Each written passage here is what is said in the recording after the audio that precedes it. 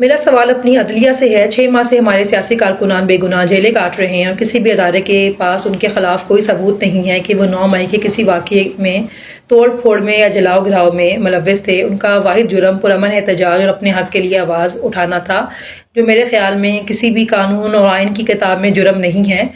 تو جب عدالتیں ان کو عدم ثبوت کی بنا پر ضمانت دے دیتی ہیں تو کس کے حکم پر ان کو دوبارہ گرفتار کیا جاتا ہے؟ اور جب پولیس سے یہ بات پوچھی جاتی ہے تو پولیس کہتی ہے کہ ہم مجبور ہیں، ہمیں اوپر سے پریشر ہے۔ تو کیا عدالتیں پتہ لگائیں گی کہ ان کے حکم کے بعد اوپر سے پریشر دینے والا کون ہے؟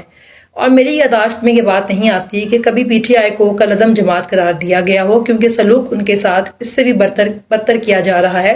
کسی بھی پی ٹی آئی کارکن کے گھر میں بغیر وارنٹ کے کبھی بھی داخل ہوا جا سکتا ہے، چادر اور چار دیواری کا تقدس پامال کیا جاتا ہے، عورتوں اور بچوں کو ہراساں کیا جاتا ہے۔ پی ٹی آئی کے ورکر کنونشن پہ، جلسے جلوسوں پہ، ایون جھنڈا تک نکالنے پر پابندی عائد ہے۔ تو کس کے حکم پہ یہ ساری جو ہے غنڈہ گردی کی جا رہی ہے؟